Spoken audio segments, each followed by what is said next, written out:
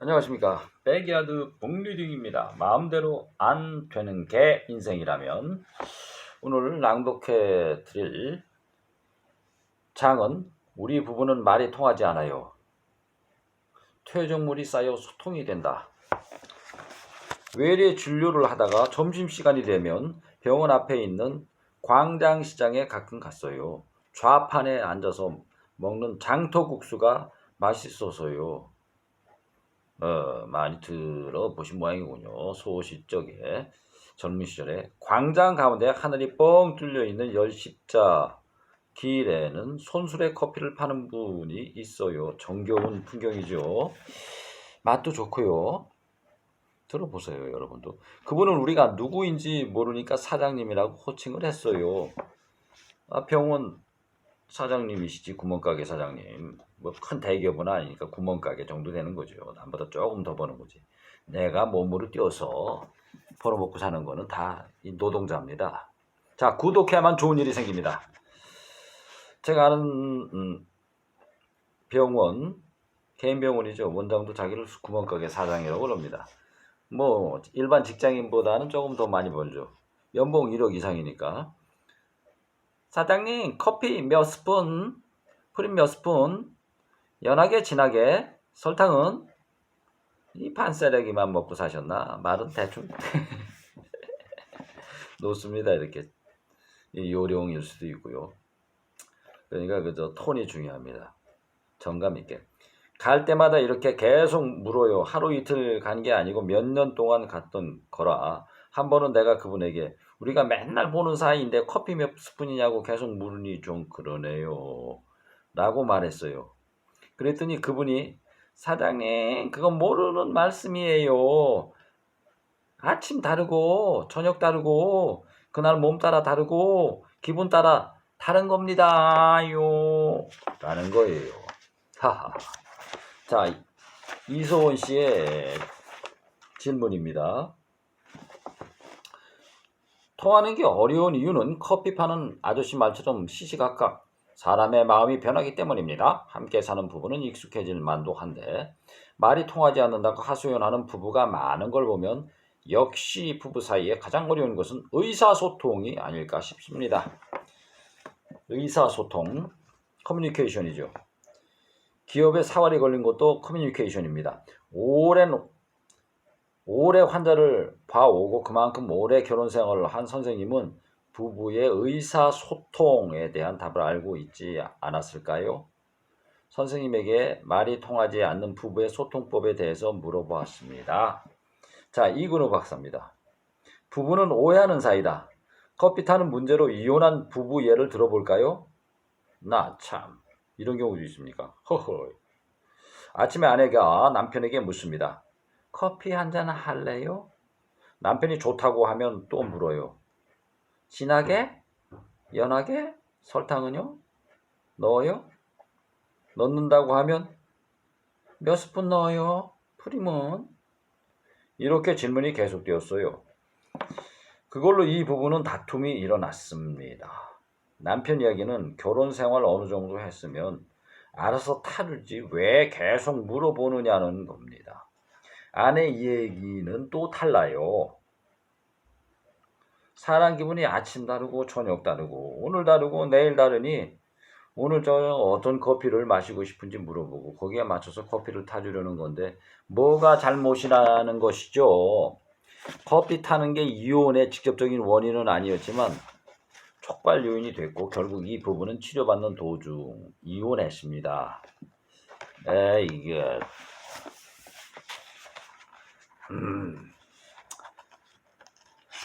궁합이 안 맞는 것 같습니다. 부부는 같이 살아서 잘 반미를 잘해야 되죠. 반미를 그렇게 소통을 잘하면서 해야 됩니다. 부부는 같이 살아서 잘 이해할 것 같지만 늘 서로 딴 마음을 가지고 사는 사이예요.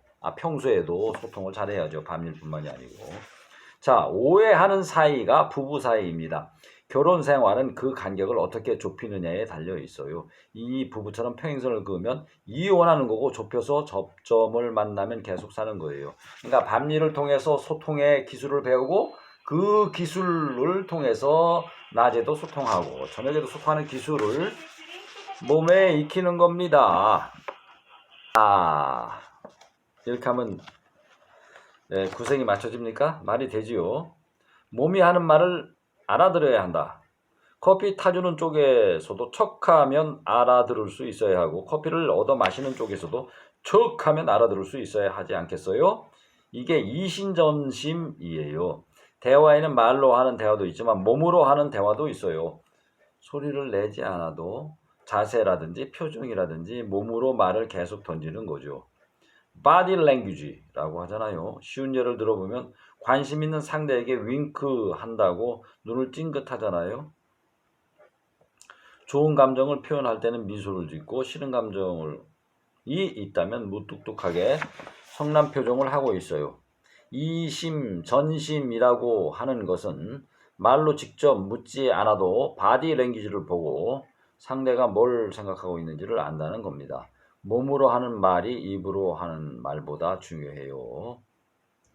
자, 명심합시다. 그래도 인간에게 있어서의 커뮤니케이션 중요합니다. 자기 표현, 룰 안에서 해야 되겠죠. 부부간의 대화라는 것은 제가 아는 상식으로는 화해하기 위한 논쟁이 되어야 합니다.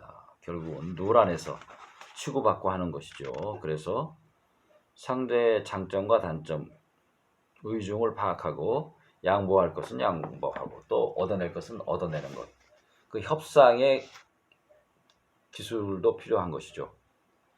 자, 그 다음 작은 꼭지 제목은 퇴적물이 쌓여야 한다. 이심전심이 되려면 말이나 몸의 언어에 관심을 가지고 오랫동안 관찰해서 알아주고 챙겨줘야 합니다.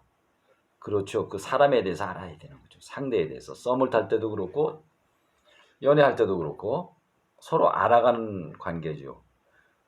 이 세상에서 가장 행복한 일은 사랑을 배워가는 과정입니다. 때로는 힘들고 어려운 때도 있죠. 자, 올 봄에는 우리 모두들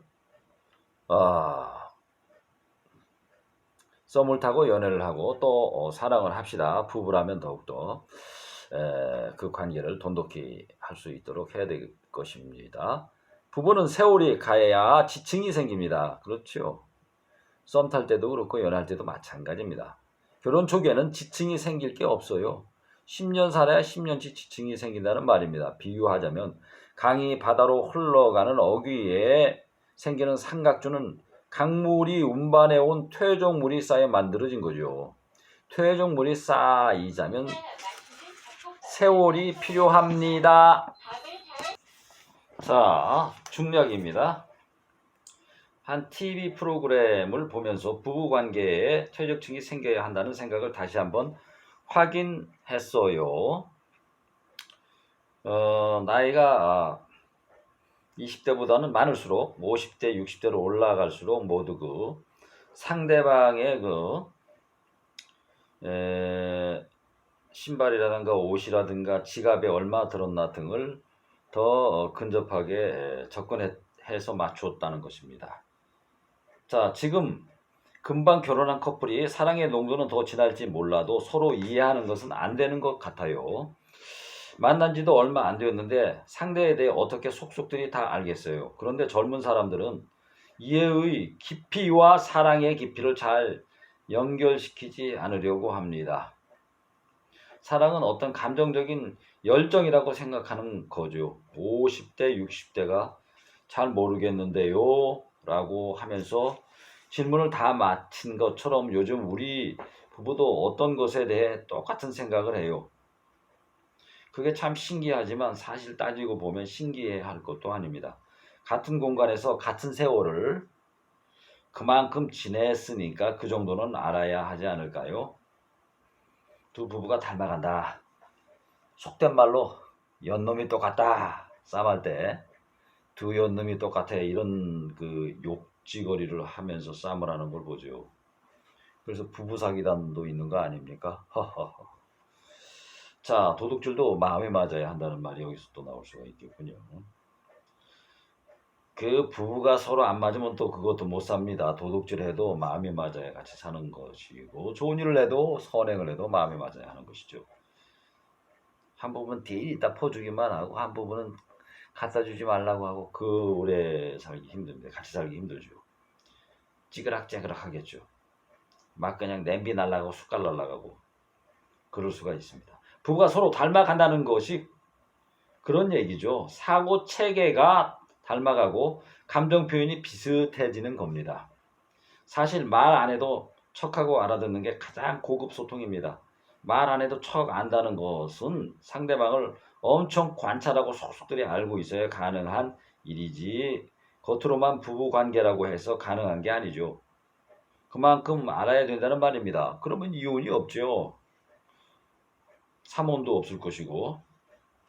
자, 중략입니다. 중략할까요? 자, 이서원 씨의 말입니다. 말 차례. 선생님의 이야기를 들으면서 결혼은 사랑해서 하는 것이 아니라 이제 진짜 사랑하기 위해서 하는 것이라는 생각이 들었습니다. 맞습니다. 서로 통해서 결혼하는 것이 아니라 서로 통하는 사이가 되기 위해 결혼하는 것이라고 할 수 있겠죠. 뭐 10% 정도 성적인 관계로 통한 관계죠. 거기서부터 이 심적인 이해, 정신적인 이해, 영혼에 대한 이해의 깊이를 더해가는 것이 바로 결혼 생활이죠.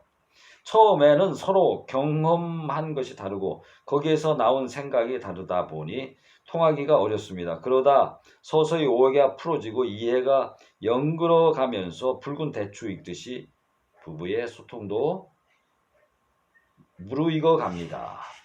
실타래가 엉키면 꼬투리를 잡고 마구 잡아당기는 사람이 있는가 하면 실마리를 찾아 차근차근 풀어나가는 사람도 있습니다. 의사소통을 못하는 부부는 서로 꼬투리를 잡고 마구 잡아당기는 부부이고 잘하는 부부는 차근차근 풀어가는 부부가 아닐까요? 또 대화가 안 될 땐 잠시 떨어져 있는 것이 필요하겠죠. 다시 돌아와서 차근차근 밝은 눈으로 가벼운 마음으로 풀어나갈 수가 있겠죠. 자, 본론으로 들어서 퇴적물이란 선생님의 표현이 마음에 와닿습니다. 부부라면 소통이 안 되는 보기 흉한 부유물이 아니라 아름다운 소통이 되는 퇴적물이 되도록 노력해야겠습니다. 자, 다음 장입니다. 자기만 아는 사람과 어떻게 같이 살죠?